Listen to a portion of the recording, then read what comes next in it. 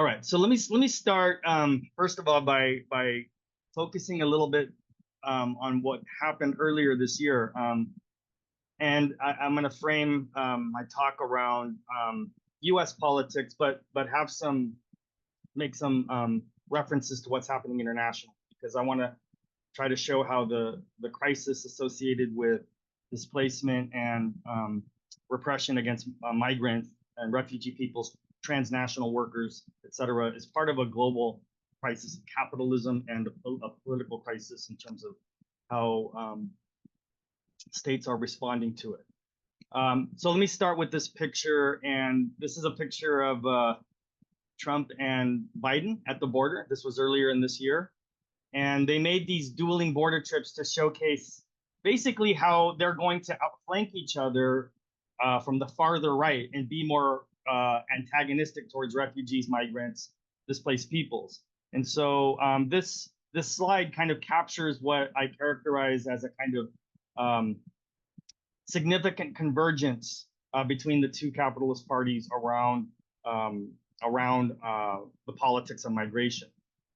The abandonment of inclusive immigrant and refugee rhetoric, and the repositioning towards one singular political voice against migrants and refugees.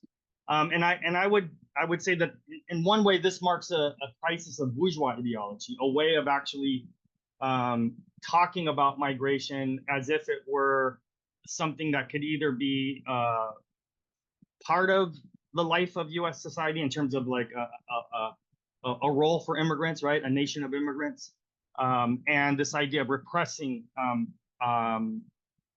blockading or detaining or deporting on the other hand. In reality, we see a convergence now where there's very little difference in terms of how the two major capitalist parties are now positioning themselves in 2024.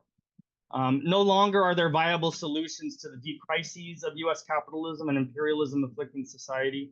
Instead, only turns towards expanding the politics of extreme wealth accumulation, state repression, violence against the vulnerable, and clamping down on the discontented.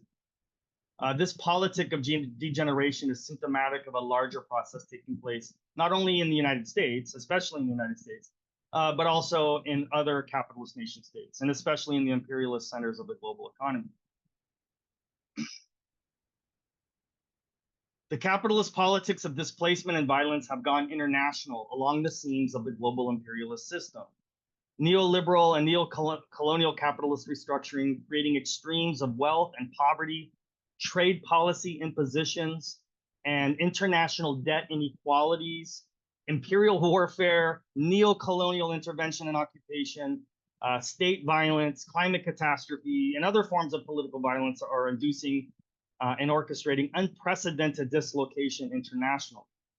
According to recent UN estimates, 27.1 million people were made into refugees in 2021, increasing 30% to 35.3 million in 2022, and increasing 333% to 117.2 million more people in 2023. It is projected that 130 million people will be displaced globally by the end of 2024, a nearly 500% increase since 2021. In the United States, both Democrats and Republicans have increasingly used the state apparatus to exclude, incarcerate, and deport migrants and refugees, while the most extreme right-wing states, especially Texas, of course, are now operating independently of the federal government to block and physically harm migrant and refugee peoples at their borders. Far right and fascist attacks on migrants and people perceived to be migrants, especially Latinx people, these attacks have been climbing in each of the last 3 years. In Europe, a parallel process. I would also include the Anglo settler states of New Zealand, Australia, Canada, alongside the United States. A parallel process has also taken place with an increasing annual rate of deportations, including these new strategies in England, which have been put on hold, but other countries are exploring this idea of third nation deportations. And we've seen rates of violence increase against migrants, refugees, and racist political scapegoating, in many parts of the capitalist world.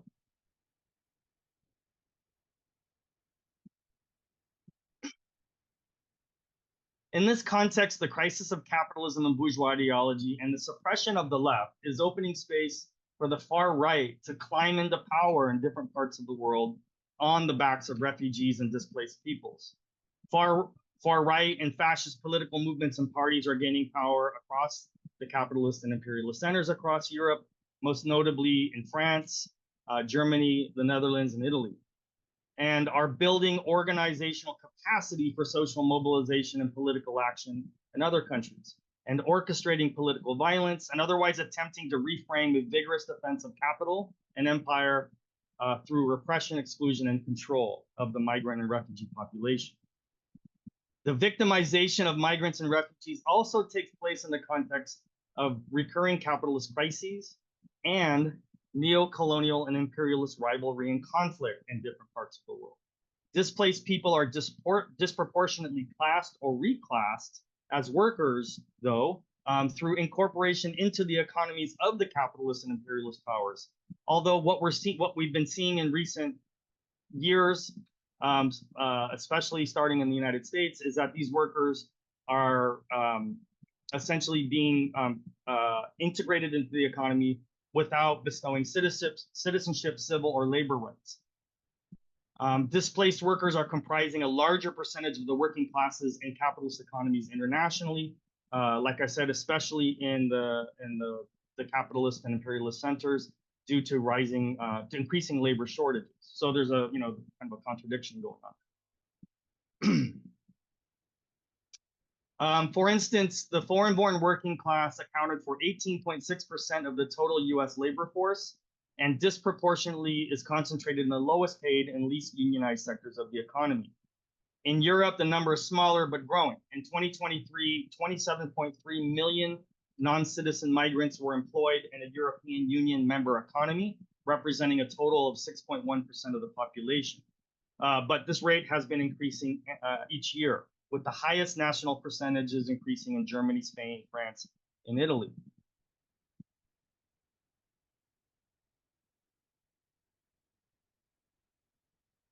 By using the state to keep migrant and refugee workers in a state of social and political vulnerability, the capitalist class can exploit their labor at a higher rate than those integrated as citizens. The racist and xenophobic standard of contemporary migration politics are also a tool to foster racial and national divisions within the national working classes, which undermines the basis for class consciousness, class solidarity, and unity necessary to build unions or rebuild unions, to revitalize and empower labor movements, and to group or regroup socialist and anti-capitalist political organizations. Because of the operational and dependent role of migrant repression as a function of capital accumulation, especially at a time of recurring capitalist crisis, inter-imperialist conflict and rivalry, expanding war, the rise of the far right, etc., there can be no deviation from this pathway inside the ruling bourgeois political parties. The world created by this system is overheating, cracking up, and becoming more dangerous for all of us, but especially so for the enlarging numbers of displaced and marginalized people. This can be observed in the growing number of death zones around the world for migrants. So some recent statistics of migrants being forced into conditions in which they're dying in larger numbers can be seen in different parts of the world. The annual number of migrant deaths and disappearances in the Mediterranean, for instance, jumped from 2,048 deaths in 2021 to 2,411 in 2022, and to over 3,000 by the end of 2023. This is according to the Missing Migrant Project database. The Missing Migrant Project reported 141 known deaths in the Darien Gap in 2023. This is a new crossing point where many migrants coming from Venezuela and South America are dying. But they also acknowledge this is likely a fraction of the actual number due to the challenges of reporting and recovering bodies, and very little state resources actually are invested in any capacity to track, to help save or track people who die or disappeared. Since 1998, along the U.S.-Mexico border, and I live about 8 minutes from Tijuana, here in South San Diego County. So stretching from San Diego to Texas, since 1998, at least 8,000 people have died trying to cross through the border region, with several hundred more missing. Taken together, since 2014 to 2023, an estimated 63,000 migrant workers, refugees, et cetera, have died or gone missing at different enforced migrant crossing points around the world. The highest number being in Africa, and almost all category of is increasing, and meaning in all the different regions, the annual rate is increasing.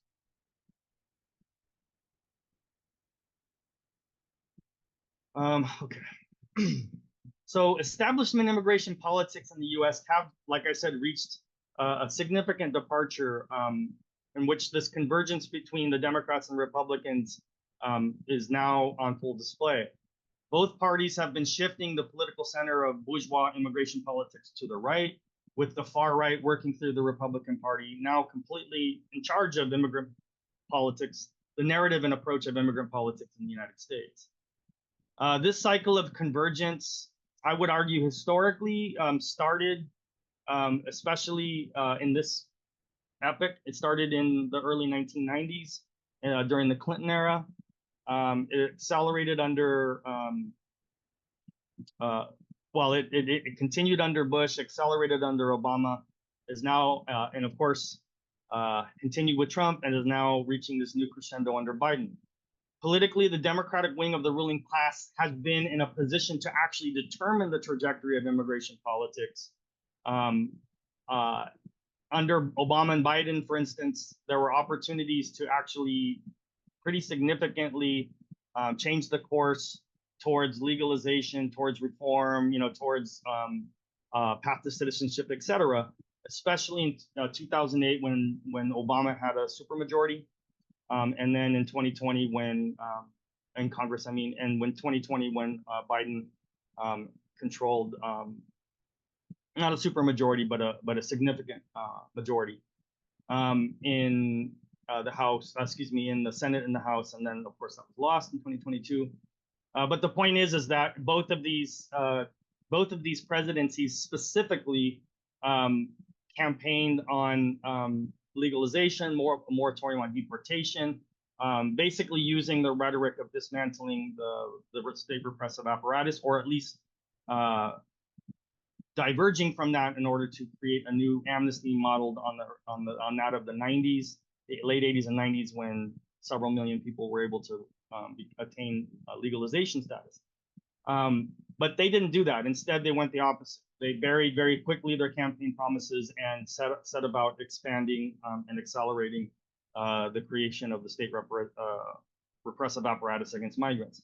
In the discussion, I can talk more about why, but for now, it is to say that the capitalist classes essentially determined that the migrant, the repression and super exploitation of migrants is key to U.S. capitalism moving forward. Through this ruling class convergence, we have seen massive expansion of the migrant refugee state repressive apparatus. What I refer to in the recent book, Border Cross Us, as the migra state, including the building up and arming, further arming and militarizing of ICE, Immigration and Customs Enforcement, and the Border Patrol, Customs and Border Patrol. We also see the rise of a capitalist complex aligned and rising alongside and intertwined with the migra state, the expanding detention complex, surveillance technologies, information technologies, military technologies, there are transferable defense technologies, etc.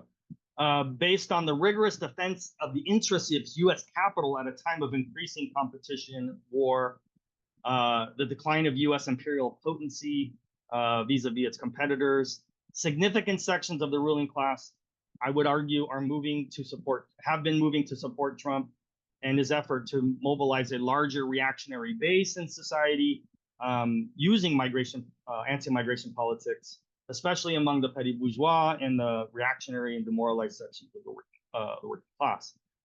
Peter Thiel, the Silicon billionaire founder of Palantir, I think it's based originally in the Bay Area, a surveillance technology that made huge profits by selling its migrant surveillance technologies to ICE. Peter Thiel, for instance, of this newly minted far right-wing billionaire who climbed up the billionaire ladder through migrant repression, most recently has played an outsized role in advancing and funding the Trump-Vance ticket. So there are, there are these interesting sort of divisions in the ruling class and realignments. The Financial Times just ran an article yesterday talking about how Silicon Valley is now going MAGA.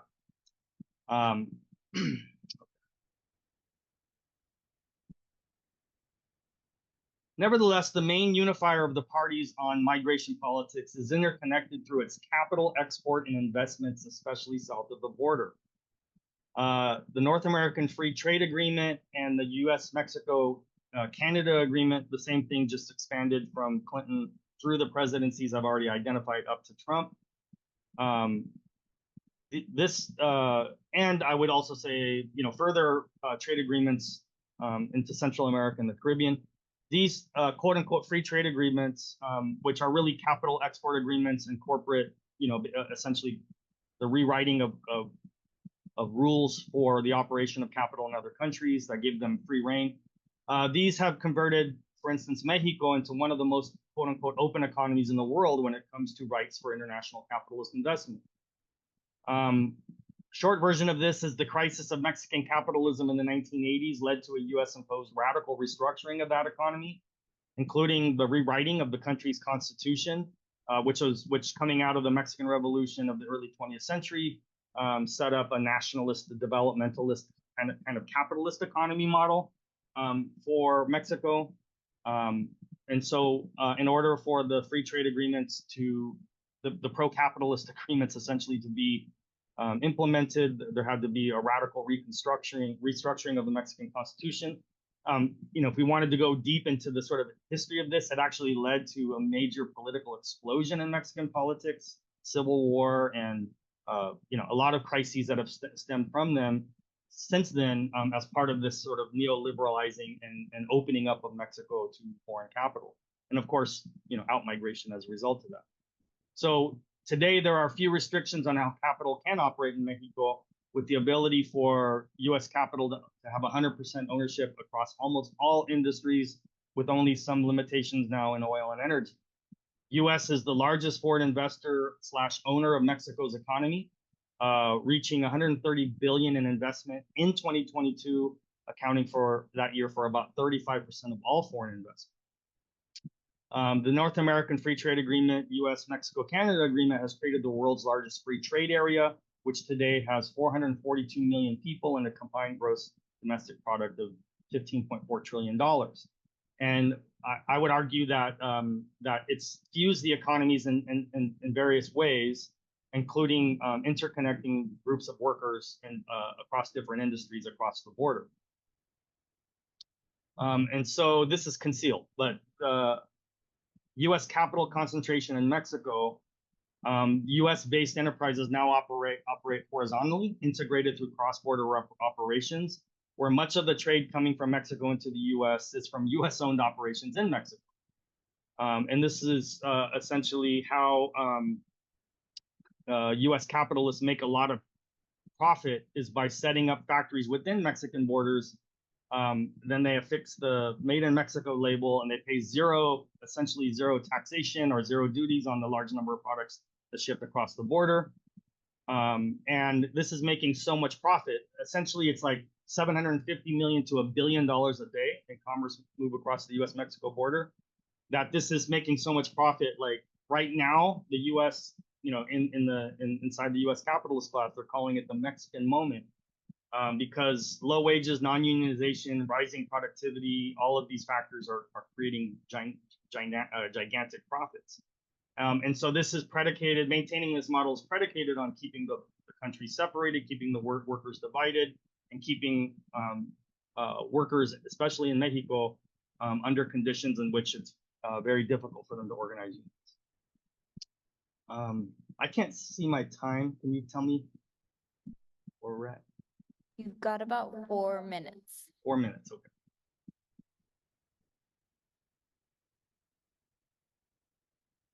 Okay. I'm gonna just conclude. When we're talking about this cross-border connection, the maquiladora, what's called the maquiladora, it's a general term referring to largely foreign-owned assembly, production plants, et cetera, in Mexico. There's over 3,000 of these, 90% of which are in the border region.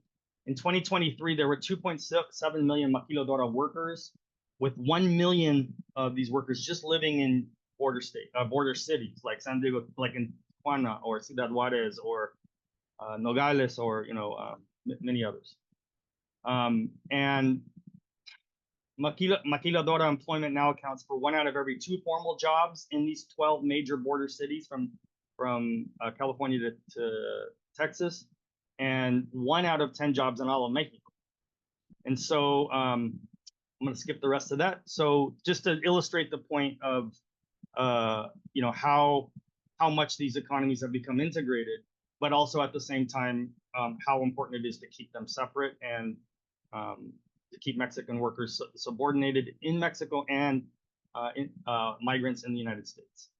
And so capitalist investment bankers who are looking at this model have recently, this was stated in the financial press. It says, considering our assumptions, the nearshoring in Mexico may increase manufacturing production by 5% each year, exports by up to an additional 50 billion a year, and foreign direct investment rising 10% a year.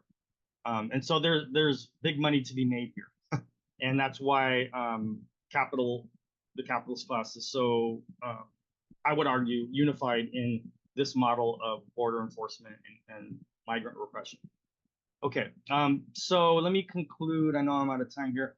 I was going to talk a little bit about some of the struggles that have actually been developing in terms of cross-border labor solidarity.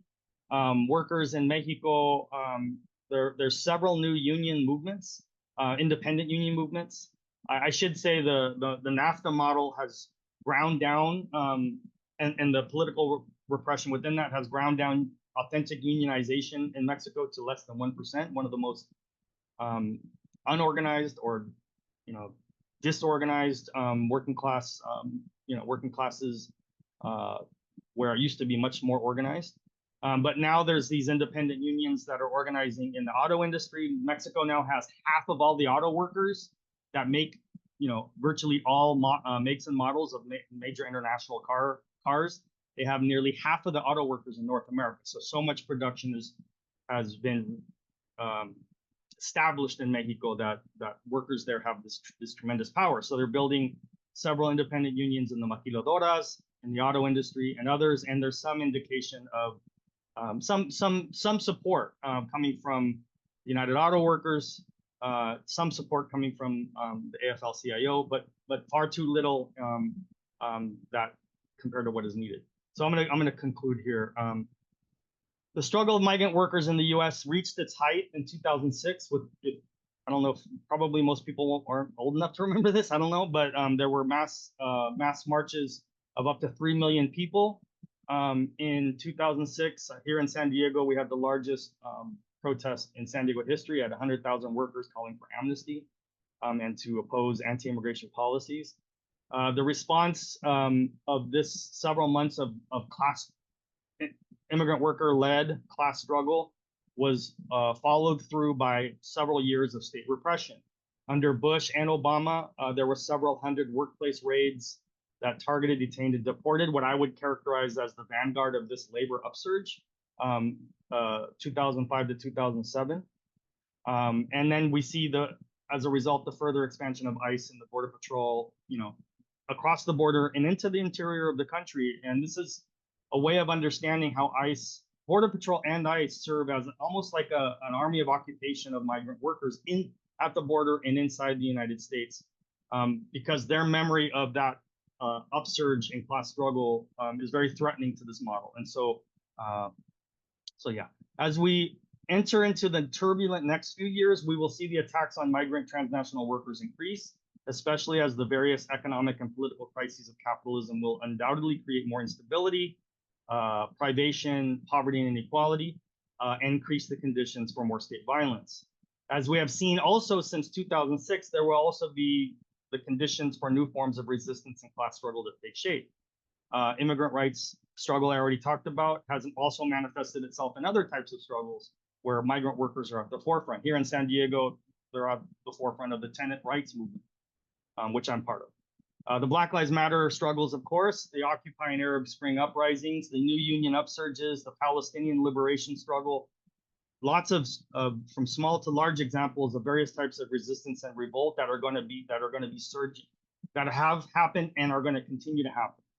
We have to find the nodes to organize within these class struggles to build a radical and revolutionary opposition to the capitalist state repression, of migrants and migrant workers, to organize in unions where we can build genuine solidarity with migrant and transnational workers, to unite with the other forces and to other left forces who also are striving, to build solidarity and defense of migrant communities, to build united fronts with them, and also to confront the rising right. And I would argue to build and merge revolutionary socialist and anti-capitalist organizations and networks that can serve as alternative poles for radicalized and working class peoples in the definitive class struggles that lie right ahead of us in the next few years.